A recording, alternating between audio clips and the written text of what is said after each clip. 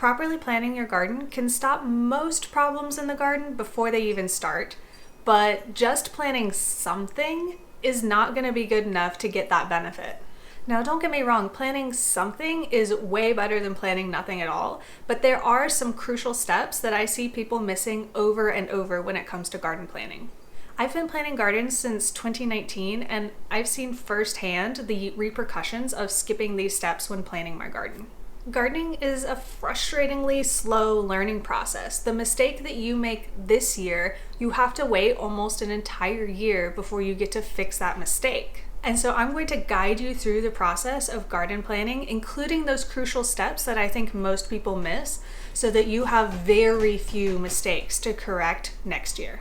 The very first thing that I would do when garden planning that I do think most people skip is actually sitting down and thinking about why I'm planting this garden in the first place. What are my goals and what do I hope to get out of the whole thing? You might start with kind of a loose idea in your head of like something that motivated you to start gardening, but I think actually sitting down and writing out your why can make a big difference in helping you make all the rest of the decisions that you're going to have to make to plan your garden. So for example, me, I want to grow a garden because I want to grow as much of my own food as possible.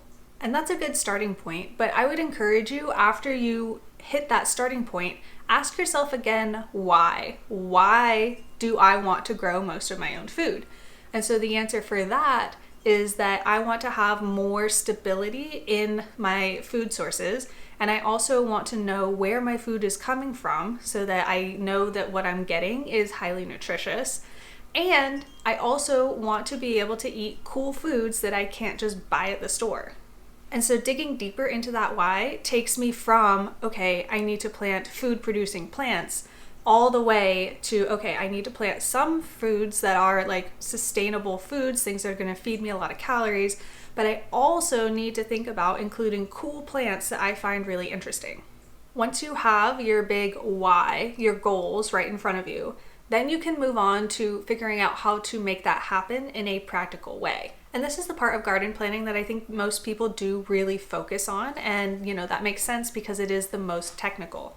If you're starting from scratch as a beginner gardener, I would recommend that the very first thing you do is make a big list of all the different plants that you think that you want to grow. Once you have your list, I want you to take a really good look at your climate. I want you to look at when your frost dates are, how hot it gets, how cold it gets, and about the amount of rain that you expect to have, as well as things like humidity and soil type. Then you're going to need to go back to that list that you made and figure out if all of those plants can actually survive in the climate that you have to give them. For me, I desperately want to grow citrus, but growing citrus outdoors in my climate is not super feasible. There are a few very specific varieties that I could track down that are going to be more cold adapted, but generally I just can't grow citrus without a ton of intervention as far as keeping them warmer in the winter. Once you have your list whittled down to the things that you can actually grow, before you go putting that into a garden plan of like this goes here, this goes there, I want you to think about how much time and how much of your body you can actually dedicate to the garden. And so what I mean by that is how much actual literal time do you have to go do things out in your garden, including planting and weeding and mulching and all of those good things. And then when you think about all the work that is, I want you to think about what your body can actually handle, because even if you have the time, sometimes your body just can't do all the stuff that you want it to do. And as sad as that is, that's something that you should definitely consider as you're planning your garden, because you don't want to set up this huge thing that you're working on and then halfway through have to abandon it because you've burnt out your body.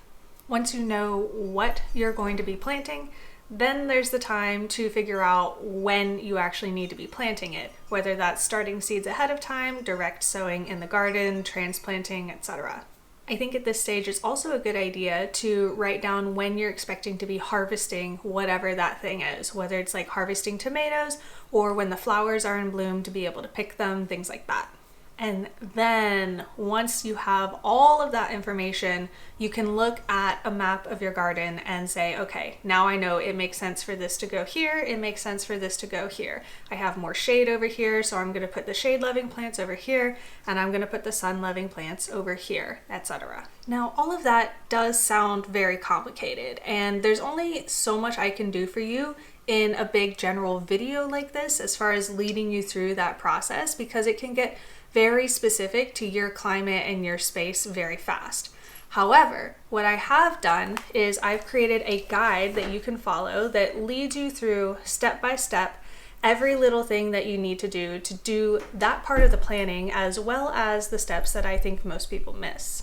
It's available right now on my website as a PDF download. I think something really structured like this is really good for beginners. I think if I had had this kind of structure when I first started gardening, then I would be way ahead of where I am now. I think going through a process like this fixes a lot of those little mistakes that I had to learn by trial and error. Plus, it takes that big, overwhelming planning of a garden and really breaks it down for you step by step, so that all you have to do is follow instructions and follow along.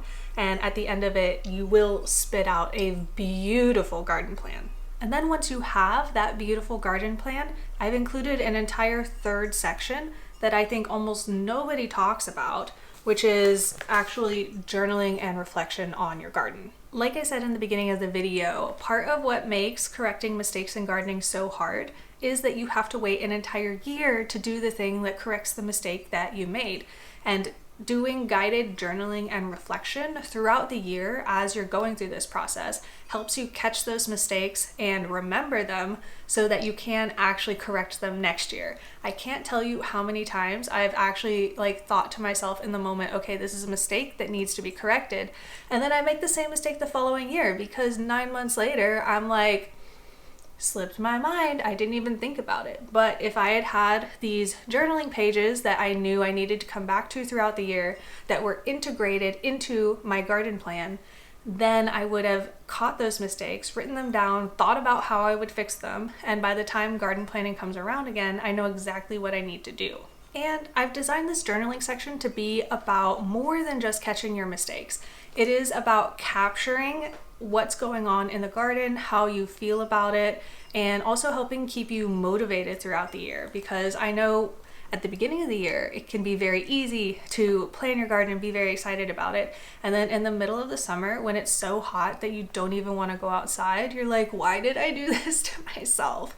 And keeping your journal and reflecting on all of the great things going on in the garden and making yourself stop and really think about everything can be really motivating and also grounding. The journaling pages in here are mostly blank for you to do what you want with them, but I have provided a full list of prompts that I think that you will find really helpful when reflecting on your garden. I've also included a monthly prompt on each calendar page that will hopefully remind you to keep visiting that journal section and thinking about what's going on in your garden.